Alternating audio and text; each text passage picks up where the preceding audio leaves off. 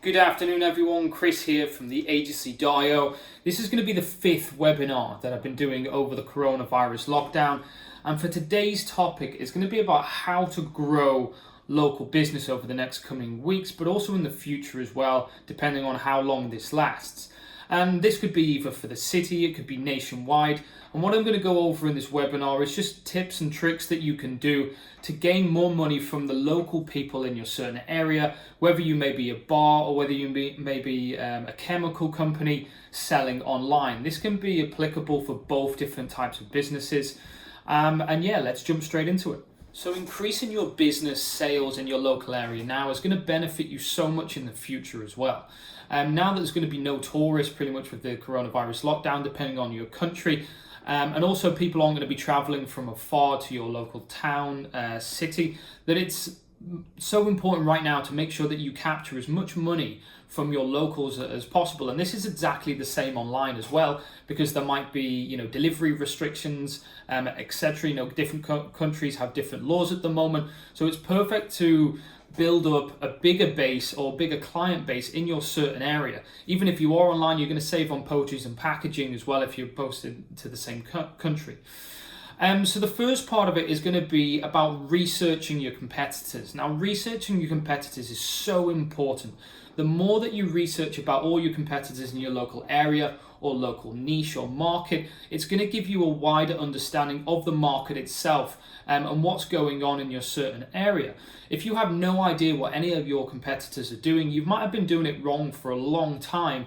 And they're doing new ways and they're making a lot more money than you are. So it's a great way to go through. And what I would say is when you're researching your competitors, it's not going to be an easy, fast way. You're not going to find all the information in the first hour. It's going to take hours and hours and hours of research and going through, clicking through different places, making sure you get all that information. But I would definitely be researching these next couple of things, and definitely the price and the products that they're selling. Have a look at the products that you're selling compared to the ones that they're selling, and what's the price difference. You might find out that one of their top products, they're actually selling it for 50% or 100% more expensive than you are, but you can't manage to sell that product that they can. So make sure you go in, have a look, price, products, location as well. Where are they located? Do they have factories?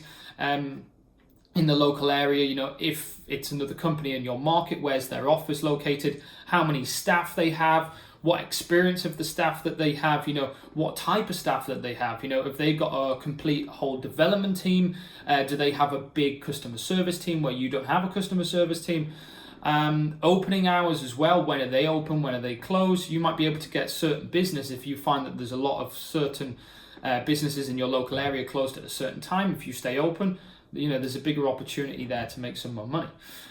Also about what they're doing in terms of marketing. What are they spending their marketing budget on? Or they might not even have a marketing budget at all. So you need to know all these things. What are the sales? How much are they making? What's their turnover? Now, this depends on the country. I know you can do it in Spain, and if you research the company, you can find out how much they earned the previous year. Or in some cases, even what they've earned in the first term, for example. This is a very, very important thing to know as well. If for example, if you've got a bar and there's a bar right next door to you, and they've got exactly the same amount of staff as you, but they're earning 4 times the amount, then you need to change something in the company, and you're going to be able to take some things from this company that are going to benefit yours. And also social media as well. Go through all their social media. You can find so much out about their social media, especially if you go to the ads section. It will tell you what ads they're putting on and what are the type of ads, so you can take ideas from there and change it. There's many more things as well that you can research about your competitors, but these are some of the main things that I would recommend. And as I said, it's going to take you time, but it's going to be so beneficial to your company as well, because you're going to know where you need to build into with the company. If you know that most of your competitors are doing something different from what you're doing, and you can see that it clearly works as well, then it's going to be a good idea to implement that into your company as well. And also with the market area as well, where they're marketing. If everyone's marketing at a certain area and you can see there's a massive hole somewhere, for example, let's just use YouTube, like none of your competitors are using YouTube ads, then you know where you can spend a little bit more money and you're going to capture different audiences as well. So it's super, super important that you go through everything as well. and take the best bits of the other companies. You're going to find so much information out about these other companies that you really, really like, and you can implement into your company as well. You don't have to rack your brain and come up with new ideas all the time. A lot of it can be taken from people who are already doing very, very well. And also tidy up in places in the company, that might have not been tidied up in maybe 10, 20 years. If you're an old business, or the business has been around in the family for a long, long time, there may be certain routines, certain things that you do in the work that are completely outdated, and you can really update them and be more efficient. Make sure you get all the staff working to their full potential as well. And you can do this by simply researching all your competitors. It doesn't cost you any money at all. All it's going to do is cost you time, but you won't believe how much information you can get back from them. So when doing all this research as well, you're going to find a few times that you're going to meet or find other companies that are not in direct competition with yourselves, but are local businesses. And also you may be able to take some things from their companies as well and implement it into yours. But if you find that you might be able to work together on something, get in contact with that company. Speak to them. It could be anything, even if it's an online company, for example, and you have a shop front, still get in contact with them, because what you can do, if you both have local clients, you can share your local clients. And it'd be fantastic if you can do a synergy or a connection and you do either a split offer or a joint pack, anything that you can think of. If you start swapping over the clients, you're going to get some of their clients and they're going to get some of your clients. And also as well, due to the fact that you're working with a brand that they already trust, they're going to trust your brand a lot more straight from the get-go, rather than just, them just walking straight into your store, for example. So this is a great way to do it, is use other companies' clients as they've already got trust in them, and bring them to yourself, and then bring them to a trusted client for yourself as well. Another brilliant thing to do as well is, everyone should be doing this, but it is very similar. It's an email list. Every company should have an email list, and constantly giving out newsletters to their clients as well. But also what you can do is, if you have a certain area where people require Wi-Fi, what you can do is you can set up a system so before they actually, or the client goes in and logs into the Wi-Fi, they either have to like and follow your Facebook page, for example. This works fantastically. So make sure that if you do have Wi-Fi, that people aren't just logging in and using a free code. Always get them to go either via your mailing list or get them to go via your social media, and you're going to get lots more signups, and then you're going to be able to retarget these people again and again and again. Don't underestimate emailing lists. In the past with GDPR, a lot of people thought they were going to go. Emailing lists are still very, very important right now. And another one is local SEO, search engine optimization, rather than global SEO as well. It is two different things when you're on your website. One, obviously, is you can recognize that local SEO is going to be pinpointed to your local area. It could be local SEO for the UK, for example, or it could be local SEO for Liverpool. It depends on what's on your website. So if you go on your website and your website's been made by another company and they've done it with global SEO, but you're only selling in Liverpool, for example, you're not going to rank as high in the local area as you should be. So this is something to go over, and you can use something which is called Google Keyword Planner. And it is very good. You can go in there and it will tell you the correct keywords to use on your website. So just go through on your website now and see if you're actually, if you've got local SEO or you've got global SEO, because it will make a big difference. So for the next few points, I have actually already explained these in previous videos, but I'm just going to go over them very quickly, is guest posting. Posting your content or an article that you've written on somebody else's or blog website or anything like that in your local area. This can work really, really well for your company. And there's so many out there as well. There is a website called helpareporter.com, and the way that you do that is you just go on there, you connect as a reporter or a journalist, or you connect as a source as well. And there are a lot in local areas, so there might be a lot of local journalists trying to find out about maybe something about butchery, or they might be want to find out something about fisheries in the local area. So it's a great way to go on there, and then you can scroll through and pick some of the topics that you might know about, and then you can speak to the reporter and explain, because they're just looking for more information and you're the information hub. So you can explain everything about the certain topic that the reporter is trying to find out about. And also as well, they could, they're going to put your company details in there, your name as well. And the more and more you do this, the more chance you're going to have of getting on more websites. It's again going to be backlinks to your main website. But if you do it in the local area, there's so many local ones. Even if there's a little high street, for example, normally they have a Facebook page. And if you're posting content on there all the time about certain areas, but don't be salesy, always be informational. And if the more information that you provide to the person who's reading it, the higher chance that they're going to come back and either go to your website or go to your shop. And also as well, like back in the olden days with the yellow book pages, the books they used to have thousands and thousands of pages in it. There are online directories. Now, most people, when they do try and find a company, they'll type it straight into Google. But a lot of people will go through local directories as well. So make sure your company is attached, or all your information is in these local company directories. A lot of people still use them as well. It is overlooked. And in there as well, if you're not, another company that is in there is going to get the business that you should do as well. Another thing that you can do as well is posting on your social media, on your site, on your blogs about local things, or what's going on in the local area, or what's going on in your local market or industry or anything like that. The more that you give back to your followers, the more interested they're going to be in your brand. You could speak about a local fair that's not going on, and you can explain more about that. And also as well, you can make connections with the fair. So eventually, you may be able to sell your product at the fair, for example. Or if it's in your industry, if there's certain things going on in your industry, give that information back to the people who are following you. They're going to find it very interesting as well. And they're going to start engaging a lot more with your page, because you're not just trying to throw out constant sales to them as well. And also it's going to show all your followers that you're clued up and you're up to date with what's happening in your local area, and also what's happening in your local industry. And it's going to give them more confidence in you as a brand, because they know that you're up to date on general topics. So moving on from the posting and content side a little bit, the next part, which is extremely important as well, is you need to understand your clients. Who are your clients? What are the age range of your clients? What are the habits of your clients? And this may be, if you've got an online company, then you're using Google Analytics. If you're in store, maybe go through old receipts, maybe go through old booking forms, etc. Anything you can.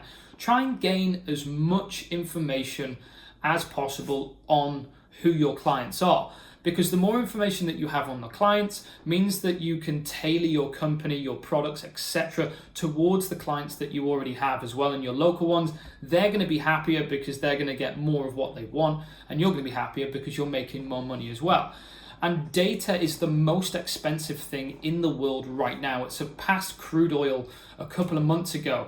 So yeah, data, you can predict and change people's behavior with data. So make sure that you go through and find out as much information about your clients as possible. And with doing that as well, you're going to find out who your loyal customers are, and treat your loyal customers like royalty, because they're the ones who create, kind of a marketing for it. If your loyal customers are going to talk about your brand a lot more than just somebody who came in your shop once. So the better that you treat your loyal customers, more likely is the more that they're going to talk and talk and talk. And the more that your loyal local customers talk to their local friends means that you're going to get more local business as well. So this is a very, very good part. Putting a local loyalty card, for example, giving them 10% off. I don't know. Be in contact with them as well. But the more loyal customers you have, you can create a family. They're going to talk, and you're going to build your local business so much more. This is kind of the old way that business used to work with marketing. Many years ago, it was all word of mouth. And this is what loyal customers can do, word of mouth, getting more to your business. But don't forget customer service as well. There are some countries who are better at customer service than others. For example, the US is pretty good at the customer service. The UK is not bad. Whereas, France and Spain aren't normally the best customer service agents. And whether that be in a store, whether that be online, it's so important that you treat your customers with respect. Because me personally, if I have a bad experience either in a restaurant, if I have a bad experience online with customer service, I'm never going to use that company again. And especially if you're trying to target local clients, local people, if you annoy them, then they're never going to come back. And then when anyone actually recommends your business to them in the future, they're going to tell that person about what happened or what experience they had. So make sure that your customer service is the best that it can be. There are going to be customers that really, really annoy you. But take a deep breath. Never respond to a comment, never respond to a message in an angry way. If you respond in a happy way, you're going to retain that customer and you can get more business out of them. So moving on, after the clients, is also the employees as well. Now is a great time to train your employees.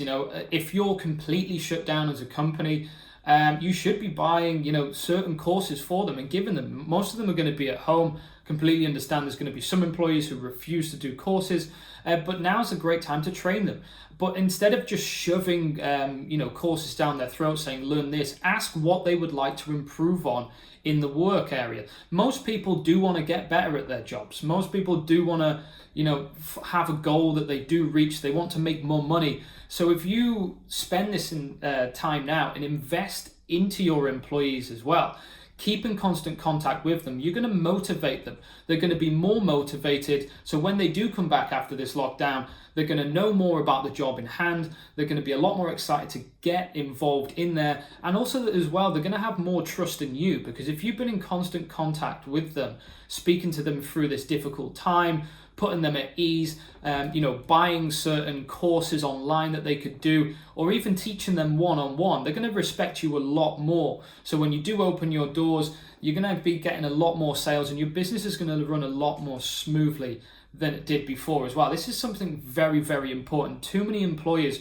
don't train their staff. You should be training your staff as much as possible. The better that your staff are, the more sales that you're going to close. If you have a salesperson that you don't train and they just close deals that are coming through the website, you're never going to make as much money as if you really invest in this person and he's getting or she's getting a lot more sales from outside of the website itself.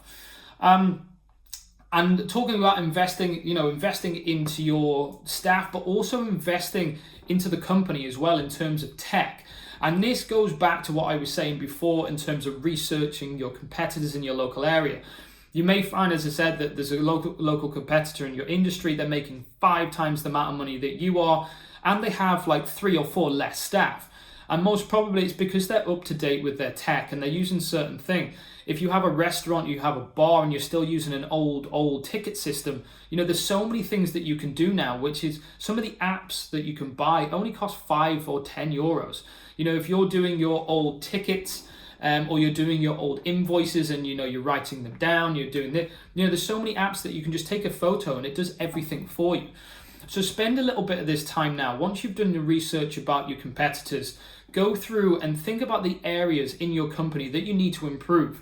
Areas in your company that take a lot of time, take a lot of staff time as well. And then research online about how you can find tech, which is going to help you about that. And even if you're not that tech savvy and you don't know how to do this exactly, why not give the job to one of your employees as well? Give them to a job, give them a bonus, pay them a little bit extra. A lot of the young generation are going to know how to go through and use this tech. And if you use this time now to learn it, when you do go back to work, you may be able to cut like staff hours or your hours that you're doing in the office by so much time. So instead of staff messing around doing certain paperwork, they can actually be on the shop floor, for example, or they could be on a different project earning more money for the company.